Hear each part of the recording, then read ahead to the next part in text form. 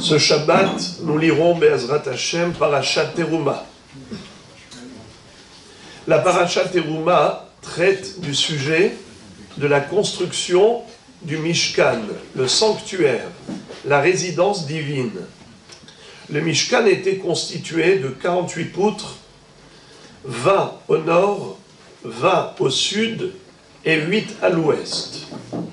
C'était en fait du bois recouvert d'or, peint en or, et ce bois-là, ça a été en fait ce que Am Israël a fait sortir avec lui d'Égypte. Et d'où ils avaient ce bois?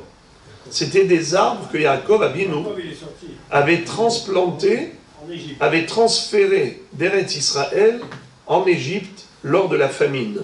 Au moment où il est descendu sur l'invitation de son fils Yosef en Égypte, il a ramené avec lui ces arbres qu'il a plantés en Eretz Mitzrayim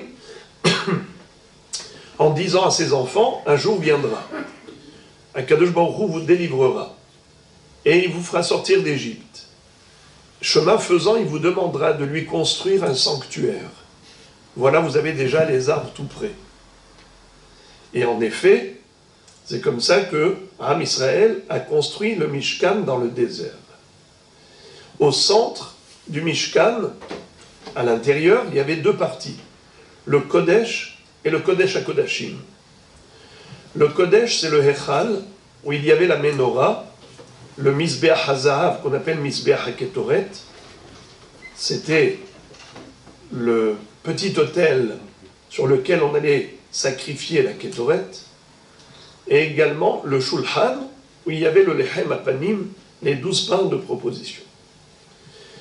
Il y avait un rideau qui séparait le Hechal du Kodesh HaKodashim, du Saint des Saints, dans lequel se trouvait l'Arche Sainte, qui contenait les tables de la loi, qui était recouverte d'une plaque en or massif, cette arche, ce Aaron, sur lequel se trouvaient les deux chérubins.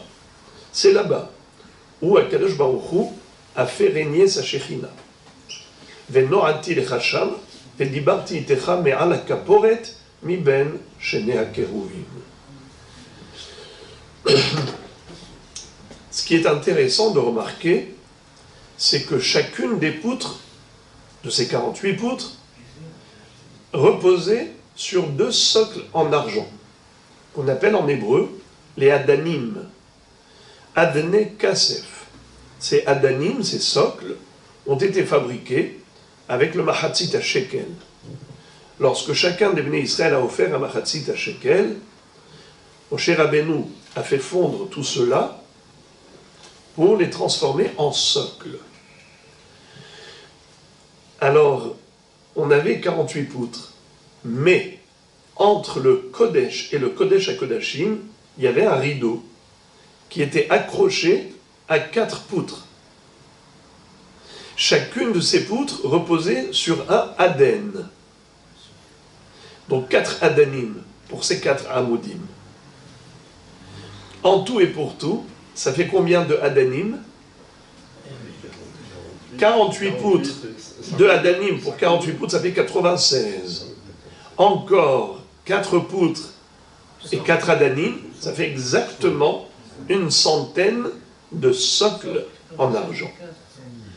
À quoi cela correspond? Vous le savez que le chiffre 48 n'est pas anodin. Ça vous rappelle quelque chose? Dans Pirkei Avot, on dit « Torah niknit be'arba'im u'shmona dvarim » La Torah s'acquiert par 48 moyens. Et nous savons que les poutres ont été apportées par Yaakov Avinu, mais qui avaient déjà été plantées en Eretz Israël par Avraham Avinu, entretenues par Yitzhak Avinu, et ensuite transférées par Yaakov Avinu. Yaakov, c'est l'homme de l'étude de la Torah. Yitzhak, c'est celui qui va prier, qui va développer la notion de Yirat Shamayim, Pahad Yitzhak, la crainte de Dieu. Avraham Avinu était le pilier du chesed, de la bonté, de l'hospitalité, la bienfaisance, la bienveillance. En effet, on a 3 patriarches qui nous ont fait mériter, d'hériter une échelle de valeur qui est basée là-dessus, sur Torah, Avoda, Ugmilut Hasadim, Al Shlosha Devarim Ha'olam Omed. À la Torah, c'est Yaakov Avinu. À la Avoda, c'est Yitzhak Avinu. Avodat HaMizbeach, Avodat HaMikdash, Yitzhak était lui-même Korban. Akedat Yitzhak. Et Avraham Avinu le Chesed. Titen Emet le Yaakov, Chesed le Avraham. Asher Nishba'ata la Avotenu, Imekedem. Eh bien, la structure du Mishkan correspond à la structure de notre vie juive. Elle doit être basée sur l'étude de la Torah. Mais ces poutres-là, les 48 poutres de Yaakov Avinu, l'homme de la Torah, qui correspond aux 48 moyens d'acquisition de la Torah, reposent sur des socles. Les socles, c'est la base. Il y en avait combien? Une centaine. Le Baal HaTurim nous dit que les 100 Adanim correspondent aux 100 brachot qu'on doit réciter quotidiennement. Chaque personne, chaque juif, doit réciter 100 brachot par jour. C'est David Ameler qui a été métaken. Sur la base de quel pasouk il s'est appuyé? Ve'ata Yisrael, ma Hashem Elohecha shoel me'imach, ki im le'ira et Hashem. C'est-à-dire, qu'est-ce que Dieu attend de toi? La crainte et le respect de Dieu. Ma Hashem Elokecha shoel me'imach. Ma, c'est Mea. Ça fait allusion au Mea Brachot. On dit la Gemara dans Masechet Menachot. Sur la base de ce pasouk, Hachamim ont instauré la récitation de 100 bénédictions. Quel est l'intérêt, quel est l'objectif de ces 100 brachot qui im le'ira, pour arriver à la Yirat Shamayim? Si tu récites 100 fois par jour que Akadosh Baruch Hu, il est Melech HaOlam, Baruch Ata Hashem, Elokenu Melech HaOlam, Boré Peri Ha'etz, Boré Peri Ha'adama, She'akol Niya Bidvaro, Elokenu Melech HaOlam, Ata Hashem, Baruch Ata Hashem, Elokenu Melech HaOlam. Tu ne peux pas réciter 100 fois cette phrase en restant indifférent.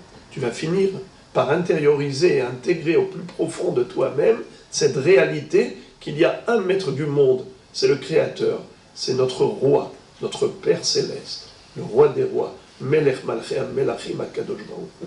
C'est ça qui fait développer la Yirat Shamayim dans notre cœur. Et par conséquent, en effet, on va baser toute notre Chokhmah, notre Torah, sur une base de Yirat Hashem. Comme dit le Pasuk, Reshit Chokhmah Yirat Hashem. C'est quoi la base de la Chokhmah? C'est la Yirat Shamayim. Mais vous savez que toutes les poutres ont été associées, assemblées par le biais d'une barre, une barre transversale, qu'on appelle Bariya Hatichon. D'où ils ont eu ce Bariya Hatichon? Il y avait un nes extraordinaire. C'est que ce Bariya Hatichon, qui mesurait 70 coudées, faisait le tour de tout le Mishkan. Il était en fait la consolidation de l'ensemble du sanctuaire, du tabernacle.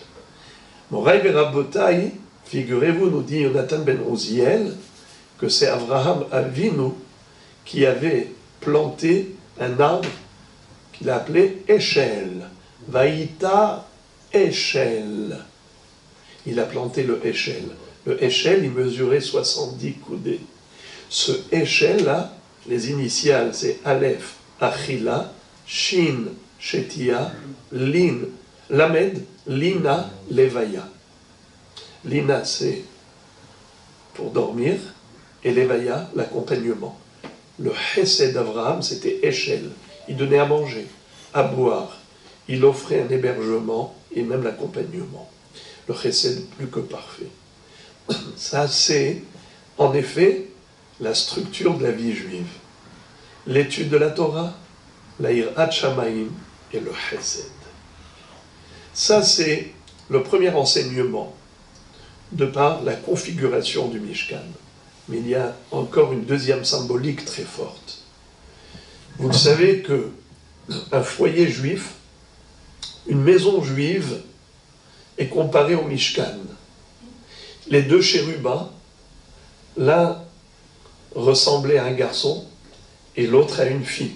Kérouvim, chérubin, en fait, le Targum Onkelos traduit Kéravia, comme des bébés. Un qui ressemblait à un garçon et l'autre à une fille. C'était deux chérubins en or massif. Et vous le savez que 3 fois par an, le Kohen Gadol allait tirer la parochet en disant à Am Israël, regardez quelque chose de miraculeux, les deux chérubins qui étaient en or se sont rapprochés l'un de l'autre et s'enlaçaient. Il leur disait, grâce à l'observance des mitzvot de la Torah, HaKadosh Baruch Hu, lui vous prend en affection. Il y avait un chérubin qui correspondait à la présence divine et l'autre représentait Israël. HaKadosh Baruch Hu vous enlace. Quand vous êtes fidèle à Dieu, eh bien il vous prend en affection. Re'u hibatrem lifnei hamakom kehibat zachar ou nekeva. Alors, zachar ou nekeva, c'est le mari et la femme dans le foyer juif. S'ils savent se regarder mutuellement, ve'ayu hakeruvim porsei kenafaim lemala, sochechim bechanfehem ala kaporet, upnehem ish el ahiv, el kaporet iyu pnei hakeruvim, penehem ish el ahiv, que l'homme et la femme puissent veiller l'un sur l'autre, chacun pense au bien-être de l'autre, c'est ce qui attire la Shekhinah dans le foyer. Ish, Isha, il y a le Yud dans Ish, il y a le He dans Isha, c'est le nom de Dieu. Eh bien, Kadosh Baruch Hu dit, je réside parmi vous. Si vous êtes capable d'amour, si vous êtes capable de veiller l'un sur l'autre et de vivre en paix, d'arrondir les angles et de savoir être comme Avraham Avinu. La bienveillance d'Abraham, c'était l'arbre qui était capable de faire le contour du Misbéach.